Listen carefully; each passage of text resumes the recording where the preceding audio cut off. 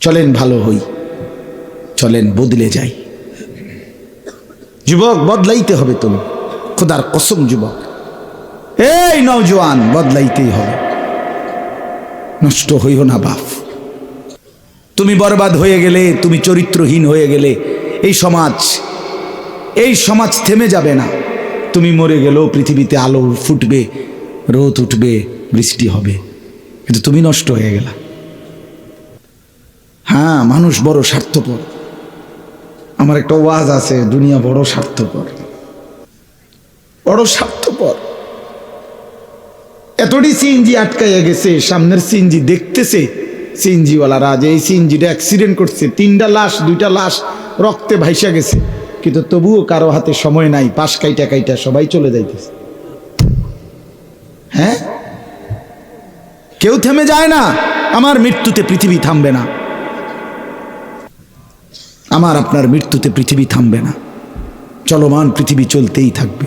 নদীতে ঢেউ উঠবে, ভাটা আসবে, জোয়ার আসবে, আমি নাই আর কি, আমি নাই, এতটুকুই। কিছুই থামবে না, কিছুই থামবে না। আপনার আমার মৃত্যু যেদিন হবে, খোদার কসম, সেদিনও সংসারের বহু প্রয়োজনীয় জিনিস কেনাকাটার বাকি থেকে যাবে। এটাই সত্য, এটাই সত্য। দুনিয়া রাক্ষস, দুনিয়া অতৃপ্ত। এই রাক্ষস শুধু হা করে, গিলে খায়, আবার হা করে। অতৃপ্ত এক দুনিয়া। ওমা হাযিহিল হায়াতুদ দুনিয়া ইল্লা লাহবু ওয়া লাইব। আল্লাহ বলে, বান্দা শুনো, দুনিয়ার জীবন শুধুই তামাশা, শুধুই খেলাধুলা। হাদিসের মধ্যে আছে, মা মিন ইমরিইন নাফাসা ইল্লা কুতিবা। নবী সাল্লাল্লাহু আলাইহি সাল্লাম বলে, প্রত্যেকটা মানুষের যে নিঃশ্বাস পড়ে, এই নিঃশ্বাসটাও ফেরেশতা আমলনামার মধ্যে লিখে। সুবহানাল্লাহ। ইম্মা ফি তাআতিন বা ইম্মা ফি মাসিয়াতিন। নবী সাল্লাল্লাহু আলাইহি সাল্লাম বলে, কোন নিঃশ্বাস নেকি হিসাবে ওঠে, কোন নিঃশ্বাস গুনাহ হিসাবে ওঠে। এই এখন আমরা যারা এখানে উপরে নিচে ডানে বামে বসছি, আমাদের প্রত্যেকেরই নিঃশ্বাস আসা যাওয়া করছি কিনা? এই প্রতিটা নিঃশ্বাস আমরা দ্বীনের কথা শুনবার জন্য বসছি। অতএব কসম খোদা, আমাদের প্রত্যেকের ডান কাঁধে নেকি হিসাবে আমলনামার মধ্যে উঠছে। সুবহানাল্লাহ। এই মুহূর্তে যারা মদের আড্ডায়, জুয়ার আড্ডায়, নারীর আড্ডায়, জিনা ব্যভিচারের আড্ডায়, টেলিভিশনের নর্তকীর নাচের আড্ডায় অপেক্ষা করছে, যেই যুবক যেই সমবয়সী মিলে আড্ডা দিতেছে, ফুর্তি করছে, অসভ্যতা করছে, মোবাইলে অশ্লীল ছবি, নর্তকীর নাচ, জিনা ব্যভিচারের দৃশ্য দেখছে, কসম খোদার, তার যেই নিঃশ্বাসগুলো পড়ছে, সেই নিঃশ্বাসগুলো পর্যন্ত গুনাহ হিসাবে বাম কাঁধে উঠতেছে। এই জন্য বাপ, আমাদের জিন্দেগির 1 সেকেন্ড, 1 পলক আড়ালে নাই, হিসাবে হিসাবে। বাজারে যখন ওই খুচরা বিক্রেতা, তরকারি বিক্রেতা অনেকক্ষণ তরকারি বেচার পরে লাস্টে যখন কইমা আসে, তো মনে করেন সে তাড়াতাড়ি বেসনের লাগিয়া, সে মনে করেন বেগুন তো হইব 1.5 কেজি, কবই ও 1.5-2 কেজি হইতে পারে, আন্দাজ আপনি 1 কেজির দাম দিয়ে নেন, আমার 1000 করে দেন, মানে এত হিসাবের দরকার নাইছে, হইব 1.5 কেজির উপরে হইব, আপনি 1 কেজির দামে দেন, ধরে নেন। এইটা যেরকম কিছুটা হিসাব করে না, কিন্তু আল্লাহ তাআলা বলে, বান্দা আমি তোমার 1 সেকেন্ড এমন অযথা ফেলবো না, হিসাব করব। আহসাহুল্লাহু ওয়া নাসু, কোরআনের আয়াত। আল্লাহ বলেন, আমি গুনে রাখছি, তুমি ভুলে গেছো। লাকাদ আহসাহুম ওয়া আদ্দাহুম আদ্দা।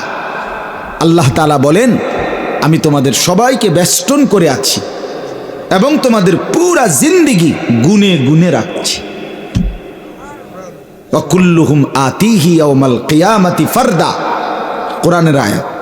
এবং তোমাদের প্রত্যেককেই একজন একজন, ফারদান আয় ওয়াহিদান, একজন একজন করে হাসরের ময়দানে আমি আল্লাহর সামনে এনে দাঁড় করাবো। একজন একজন কথা বলতাম। বাবার সাথে ছেলে আসবে না, ছেলের সাথে বাপ আসবে না, স্বামীর সাথে স্ত্রী আসবে না, স্ত্রীর সাথে স্বামী আসবে না, একা, ফারদান, একা। আমি জিজ্ঞেস করব বান্দা, তুমি উত্তর দিবা। ইন্নাল্লাহা সায়ুকাল্লিমু, নবী সাল্লাল্লাহু আলাইহি ওয়াসাল্লাম বলেন, প্রত্যেকটা মানুষের সাথে কিয়ামতের ময়দানে আল্লাহ তাআলা অবশ্যই কথা বলবেন। লাইসা বাইনাহু ওয়া বাইনাহু তারজুমান, নবী সাল্লাল্লাহু আলাইহি ওয়াসাল্লাম বলেন, আল্লাহর মাঝে আর বান্দার মাঝে বুঝাইয়া দেওয়ার জন্য কোনো দোভাষী থাকবে না, শুধুই আল্লাহ, শুধুই বান্দা। হ্যাঁ, বালিল ইনসানু আলা নাফসিহি বাসীরা ওয়ালাউ আলকা মাআযীরা।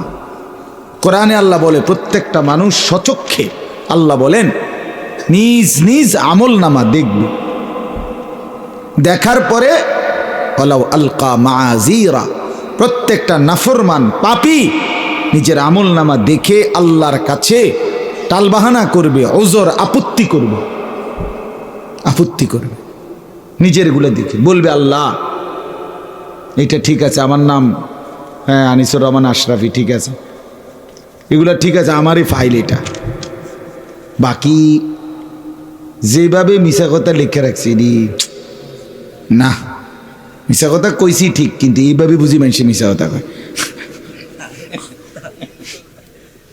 বুঝেন না কথা? আরে কিটা কোন আপনি কারে দিয়া লেখাইছেন, কি লেখাইছে আন্তাজি, সুদ খাইলে বুঝি মানুষ এইভাবে খায় বুঝি, কি তো কোন আল্লাহ, আমি কতটি পৃষ্ঠা উল্টাইলাম, একটা পৃষ্ঠার মধ্যে একটা ভালো টাকা পাইলাম না, কি 10টা টাকাও দিছি না, সব দিয়ে সুদ লেখকে ফুরে এলেছে। এই মানে এরকম মাআযীরা অর্থ হলো আপত্তি করবে, নাফরমান।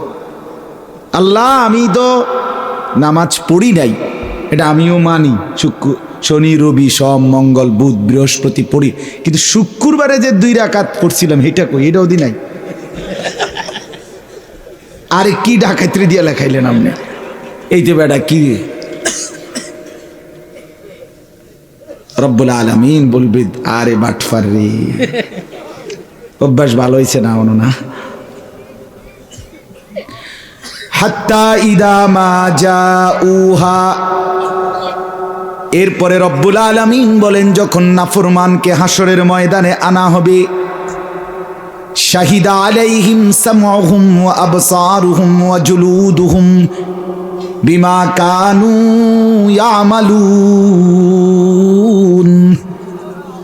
রব্বুল আলামিন বলে, বান্দা, প্রত্যেকটা নাফরমান পাপীর বিরুদ্ধে তার কান, তার চোখ এবং তার সারা দেহের চামড়া, তার সারা জিন্দেগীর কর্মের বিরুদ্ধে সাক্ষী দেবে। আল্লাহ বলবে, বাটপার তুই মুখ বন্ধ কর, ফেরেশতা তারে সিলগালা কর, আল ইয়াউমা নাখতিমু আলা আফওয়াহিহিম, এ মিথ্যক হাসরের ময়দানেও বাটপারি করছে, বন্ধ কর তার মুখ, মোহর মেরে দে তার মুখে। আর আল্লাহ বলবে সারা দেহের অঙ্গ প্রত্যঙ্গ, এই তোরা কথা বল, তোরা বল। আল্লাহ বলবে, এই বান্দা, তুমি তো ভেবেছিলে সারা পৃথিবীর থেকে গুনাহ, অপরাধ, পাপ, দুর্নীতি, চুরি, ডাকাতি, জেনা, ব্যভিচার, অসভ্যতা গোপন করেছিলে। তুমি ভেবেছিলে র্যাব জানে না, পুলিশ জানে না, বিজিবি জানে না, মেম্বার জানে না, চেয়ারম্যান জানে না, এমপি জানে না, মা জানে না, বাপ জানে না, পাড়া পড়শি কেউ জানে না। যুবক, তুমি মনে করেছিলে রাত 2টা বাজে লেফের নিচে, কম্বলের নিচে উলঙ্গ ছবি, নর্তকীর নাচ, জেনা, ব্যভিচারের দৃশ্য সারা রাত দেখেছিলে। তুমি মনে করছো কেউ দেখে না, কেউ জানে না, কিন্তু আল্লাহ তাআলা বলেন, ওমা কুনতুম তাস্তাতিরুনা আন ইয়াশহাদা আলাইকুম সামউকুম ওয়ালা আবসারুকুম ওয়ালা জুলুদুকুম। আমার বান্দা, কান, চোখ, দেহ, অঙ্গ, যেটা তোমার শরীর, তুমি তো ভাবছিলে এটা তোমার, কিন্তু তুমি তো জানতে না এটা আমার, এটাকে আড়াল করবা কেমনে?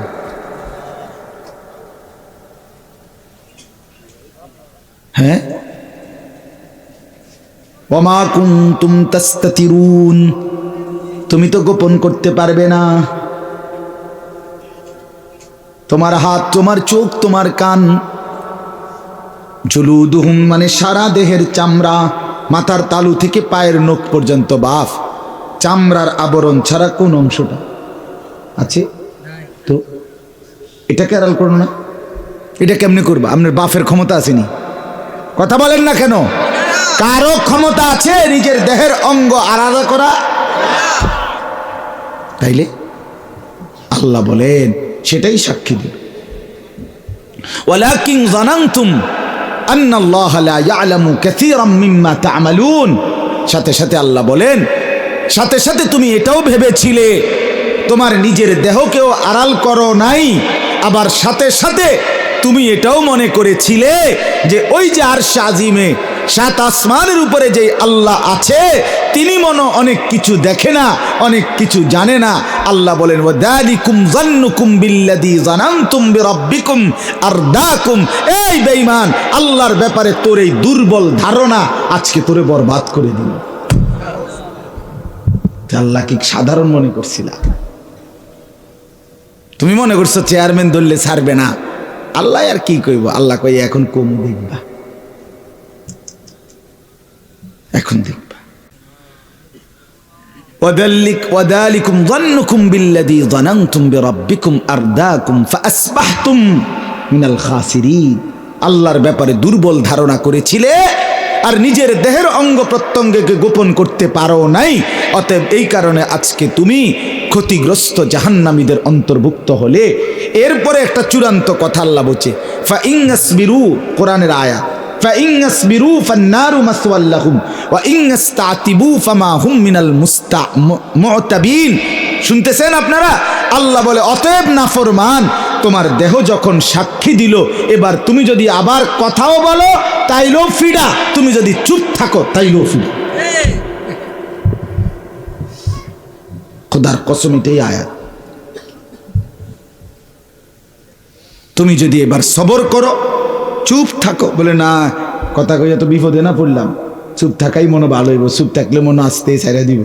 আল্লাহ বলছে না, না বান্দা,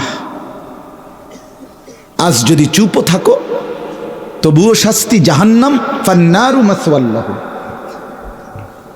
ওয়া ইন ইসতাতিবু। আর যদি উযর খাহি পেশ করো, আবারও যদি কথা বলতে চাও, আল্লাহ বিষয়টা বুঝি নাই, এতটা সিরিয়াসলি ভাবে নেই নাই। হ্যাঁ বলছিল, আমি তো এতটা এভাবে বুঝিয়ে ফেসে করে যাবো ভাবি নাই।